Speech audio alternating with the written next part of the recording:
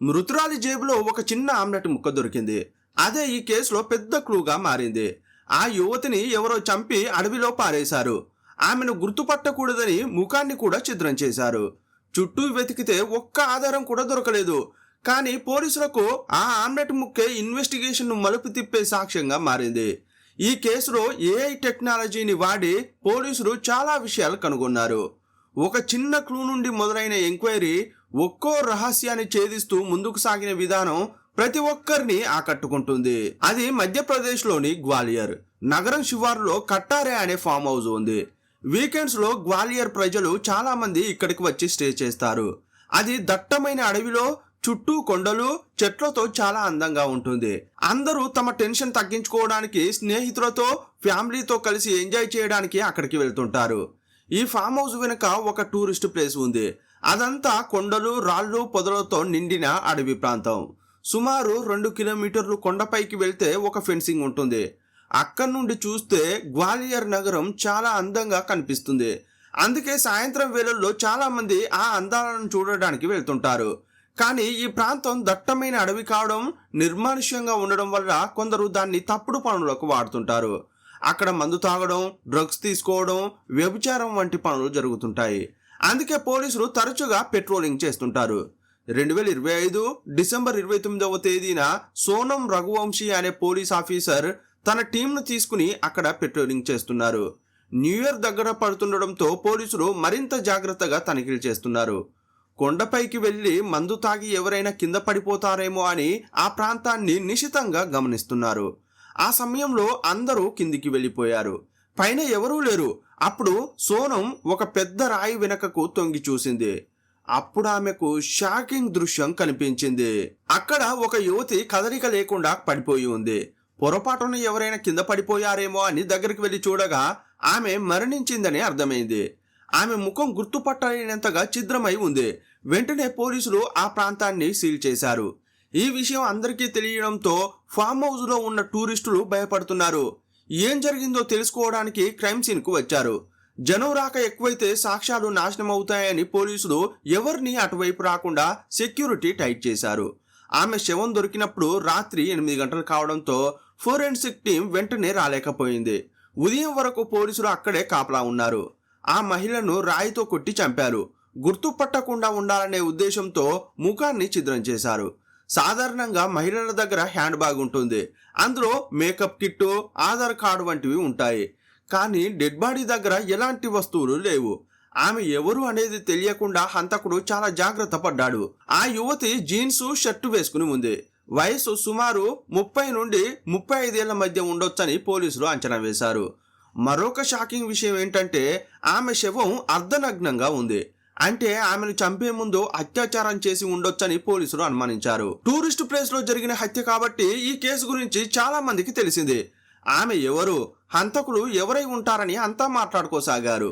ఈ సంఘటన చర్చనీయాంశం కావడంతో పోలీసులు వీలైనంత త్వరగా ఛేదించాల్సిన పరిస్థితి ఏర్పడింది. వెంటనే పోలీసు ఉన్నతాధికారులు సమావేశం ఏర్పాటు చేశారు.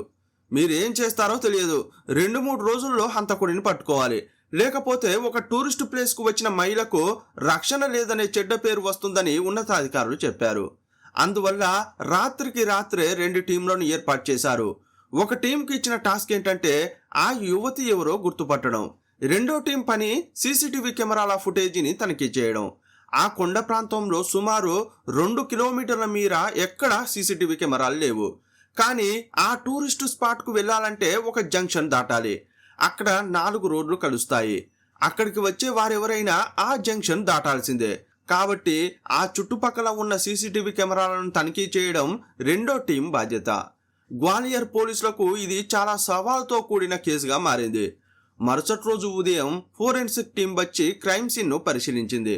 అక్కడ దొరికిన ఒక రాయితోనే ఆమెను కొట్టి చంపినట్లు తెలుసుకున్నారు. ఆ రాయి కోసం వెతికినప్పటికీ అది కొండ ప్రాంతం కాబట్టి హంతకుడు ఎక్కడో విసిరేసి ఉంటాడని దాన్ని కనిపెట్టడం అసాధ్యమని భావించారు. క్రైమ్ సీన్ వద్ద ఆధారాలేవీ దొరకలేదు. ఐడి కార్డ్ లేదు, హ్యాండ్ బ్యాగ్ లేదు. కానీ ఆ లేడీ వేసుకున్న షర్టు ప్యాకెట్లో వెతకగా ఒక డిఫరెంట్ వస్తువు దొరికింది. అది ఒక ఆహార పదార్థంలో ఉంది. నిశితంగా పరిశీలిస్తే అది గుడ్డుతో వేసిన ఆమ్లెట్ అని తెలిసింది. దాన్ని చూసి అంతా ఆశ్చర్యపోయారు. సాధారణంగా మనం ఆమ్లెట్ను ప్లేట్లోనో విస్తరాకులోనో పెట్టుకుని తింటాం. కానీ అది జేబులోకి ఎలా వచ్చిందో వారికి అర్థం కాలేదు. ఇది వారికి చాలా కొత్తగా అనిపించింది.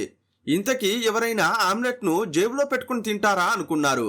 ఫోరెన్సిక్ అధికారులు ఆ ఆమ్లెట్ ముక్కను లేడీ పోలీస్ ఆఫీసర్ సోనం రఘువంశీకి చూపించారు. మృతురాలి జేబులో ఇది దొరికిందని చెప్పారు. ఆమె చాలా తెలివైన ఆఫీసర్ కావడంతో వెంటనే ఆమెకు ఒక ఆలోచన కలిగింది. సాధారణంగా కొండపైకి వెళ్లేవారు స్నాక్స్ పట్టుకెళ్తుంటారు.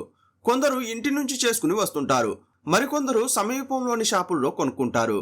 కాబట్టి ఆమె కొండ కిందున్న ఏదైనా షాపులో ఆమ్లెట్ కొని ఉండవచ్చని, కొంచెం తిని మిగిలింది జేబులో పెట్టుకుని ఉండవచ్చని సోనం భావించారు. ఆ ఆమ్లెట్ వేసిన వ్యక్తిని అడిగితే ఈ యువతిని అతను చూసే అవకాశం ఉంది కదా అనుకున్నారు. మొదట శవాన్ని పోస్టుమార్టం కోసం పంపించారు. ఆ తర్వాత కొండ కింద ఉన్న షాపుల దగ్గరికి వెళ్లి ఎంక్వైరీ చేశారు. అప్పుడు ఉదయం 9 గంటలు అవుతోంది. అక్కడ టీ అమ్ముకునే వ్యక్తి ఏం చెప్పాడంటే, మేడం, ఇక్కడ ఆమ్లెట్ వేసే వ్యక్తి సాయంత్రం మాత్రమే వస్తాడు, అతడు ఉదయం రాడని చెప్పాడు. సరే, సాయంత్రం చూద్దామని పోలీసులు వెనుదిరిగారు. ఇదే సమయంలో పోస్టుమార్టం రిపోర్టు వచ్చింది. ఆమెపై అత్యాచారం జరిగిందని, ఆ తర్వాతే రాయితో కొట్టి చంపారని రిపోర్టులో ఉంది. ముఖం గుర్తుపట్టలేనంతగా ఉండడంతో ఫోరెన్సిక్ నిపుణులు ఒక సూపర్ ఐడియా ఇచ్చారు. ప్రస్తుత రోజుల్లో ఆర్టిఫిషియల్ ఇంటెలిజెన్స్ టెక్నాలజీ వాడకం బాగా పెరిగిపోయింది. కాబట్టి ఆమె ముఖంలో కనిపిస్తున్న కొద్దిపాటి భాగాల ఆధారంగా ఆమె ముఖం పూర్తిగా ఎలా ఉంటుందో ఏఐ ద్వారా ఒక స్కెచ్ గీయవచ్చని చెప్పారు. ఫోటోగ్రాఫర్లు అన్ని వైపుల నుండి ఫోటోలు తీసి ఏఐ నిపుణులకు ఇచ్చారు. ఒకవైపు ఏఐ ద్వారా ముఖాన్ని గుర్తుపట్టే ప్రయత్నం జరుగుతుంటే, మరోవైపు ఆ ఆమ్లెట్ వేసిన వ్యక్తి కోసం పోలీసులు వెతుకుతున్నారు. ఇంతకీ జనాలు ఎక్కువగా వచ్చే ఆ కొండ ప్రాంతంలో ఆమెను ఎవరు చంపారు? ఏఐ ద్వారా ఆమె ఎవరో తెలిసిందా? ఆ ఆమ్లెట్ ద్వారా హంతకుడిని పట్టుకున్నారా? గ్వాలియర్లో జరిగిన ఈ క్రైమ్ కేసులో ఎన్నో ప్రశ్నలు ఎదురయ్యాయి. విచారణ చేస్తుంటే కేసు ఎన్నో మలుపులు తిరిగింది. ఆ విచారణ ఎలా సాగింది, పోలీసులు ఏం కనిపెట్టారనే పూర్తి వివరాలను ఈ వీడియోలో చూద్దాం. మీరు చూస్తున్నది తెలుగు మిస్టరీ. నేను మీ ప్రభాకర్.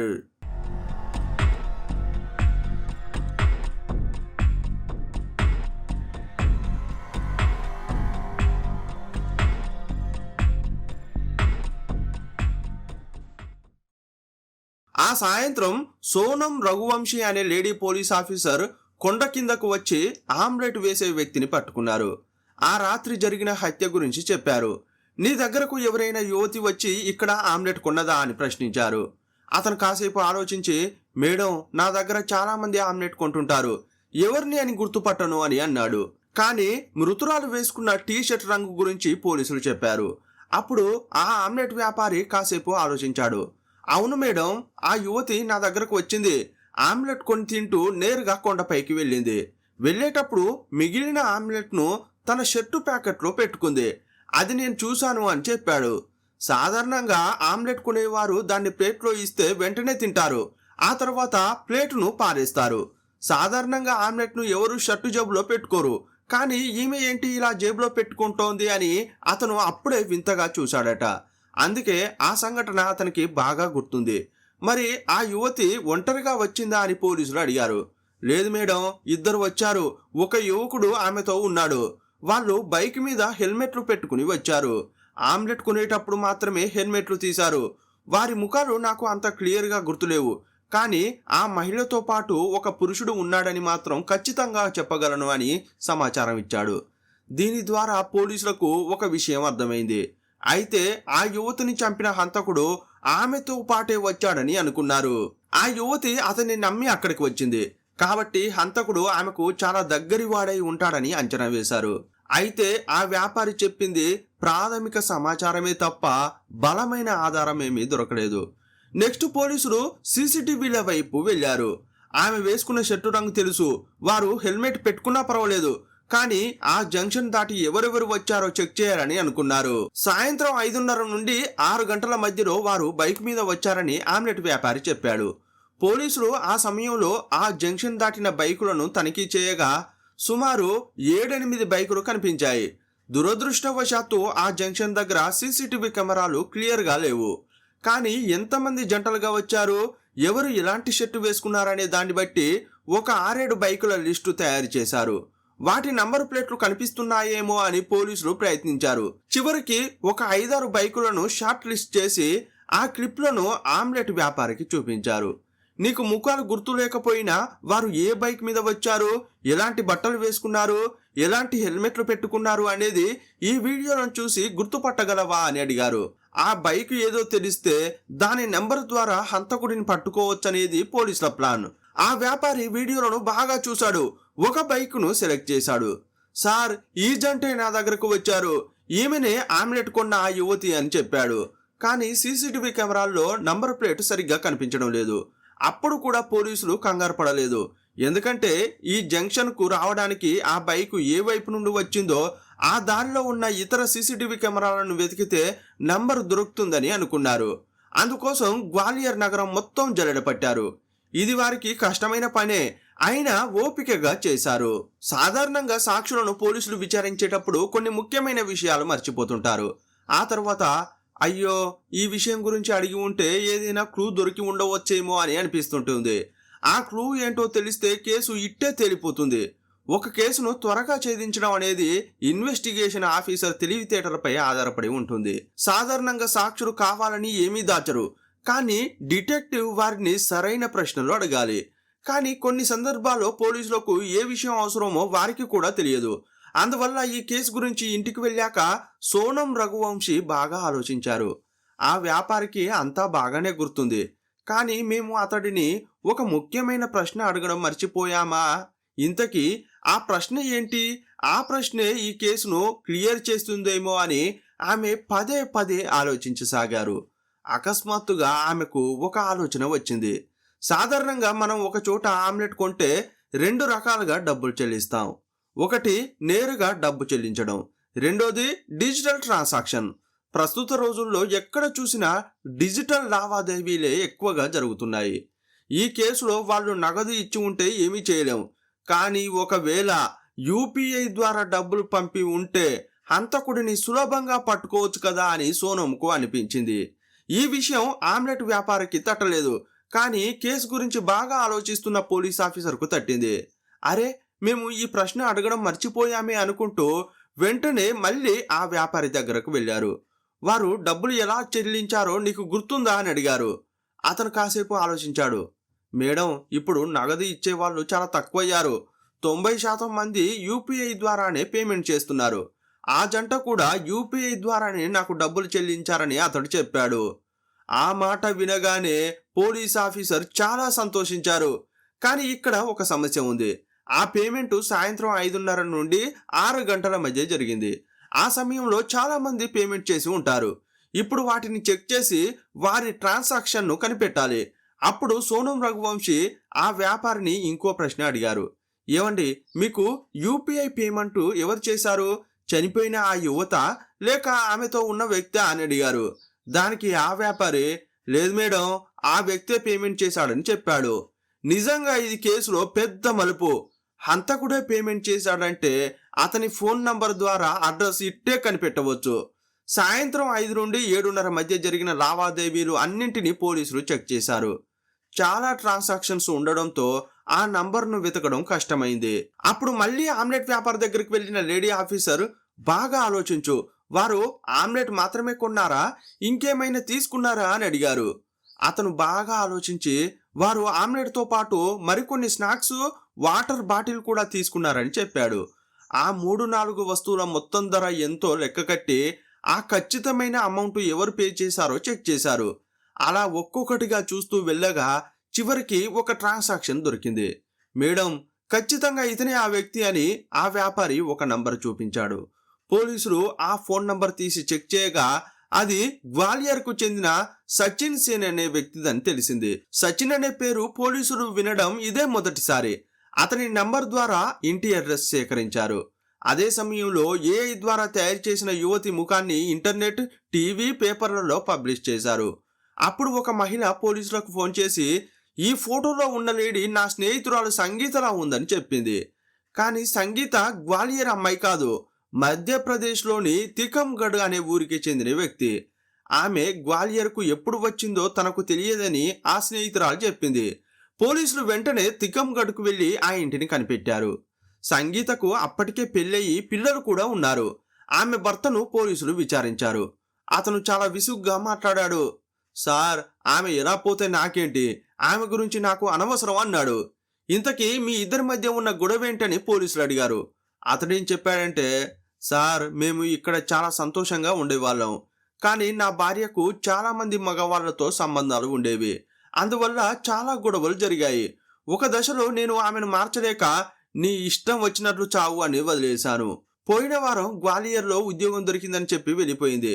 నువ్వు ఉద్యోగమే చేస్తావో లేక ఎవరితోనైనా తిరుగుతావో అది నీ ఇష్టం. నీ గురించి నాకు అనవసరం అని చెప్పి పంపించేశాడు. డిసెంబర్ 21న ఆమె గ్వాలియర్ వెళ్ళి క్షేమంగా చేరుకున్నానని ఫోన్ చేసింది. ఆ తర్వాత నేను ఆమెతో మాట్లాడలేదని ఆ భర్త చెప్పాడు. కానీ పోలీసులను పట్టుకుని బాగా ఏడ్చాడు. సార్, నా భార్య మంచిది కాదు. ఆమెకు 100 మందితో అక్రమ సంబంధాలున్నాయి. అలాంటి భార్య నాకు వద్దు అని తన ఆవేదనను చెప్పుకున్నాడు. భార్యకు అక్రమ సంబంధాలు ఉన్నప్పుడు ఏ భర్తకైనా కోపం రావడం సహజం. దీనంతటిని బట్టి చూస్తే చనిపోయింది సంగీత అని పోలీసులు నిర్ధారించుకున్నారు. నీ భార్య ఫోటో ఉందా అని అడిగితే ఒక ఫోటో ఇచ్చాడు.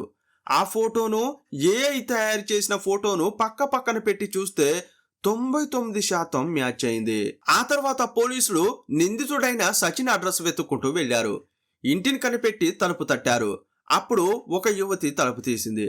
ఆమె తనను సచిన్ భార్యగా పరిచయం చేసుకుంది. సచిన్కు ఒక బాబు కూడా ఉన్నాడు. సచిన్ ఎక్కడా అని అడిగితే మా ఆయన 4 రోజుల నుండి కనిపించడం లేదు, ఎక్కడికి వెళ్ళాడో నాకు తెలియదు అని చెప్పింది. కానీ ఆమె సచిన్ ఫోటోను పోలీసులకు ఇచ్చింది. నిందితుడి ఫోటో దొరకడంతో పోలీసులు దాన్ని టీవీల్లో పేపర్లలో పబ్లిష్ చేశారు.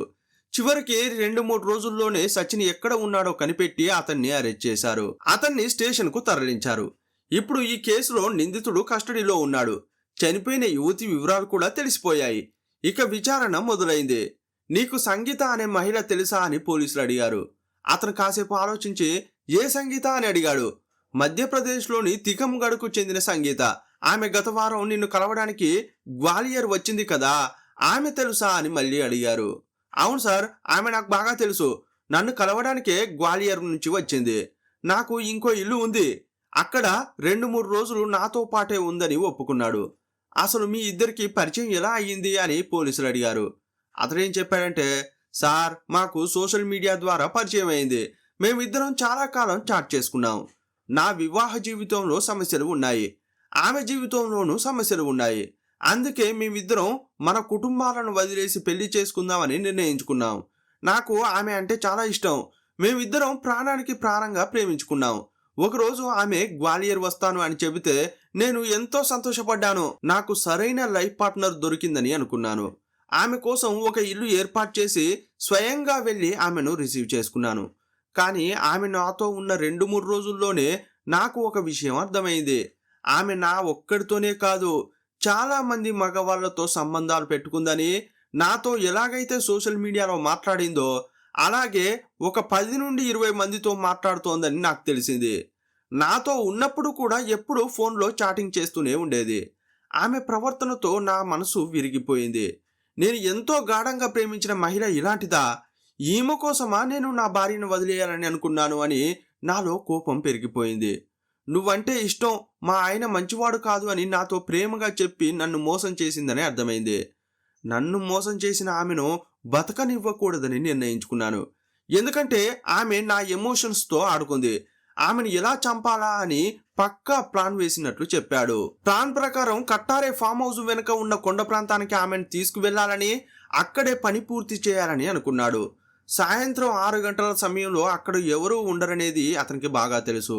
ఒకరోజు సాయంత్రం ఆమెను నమ్మించి బైక్ మీద ఎక్కించుకున్నాడు. దారిలో ఆమ్లెట్, వాటర్ బాటిల్, మరికొన్ని తిరుమండారాలు కొన్నాడు. ఆ ఆమ్లెట్ తింటూనే ఆమె కొండపైకి వచ్చింది. ఆ ఆమ్లెట్ను జేబులో పెట్టుకున్న విషయం అతనికి తెలియదు.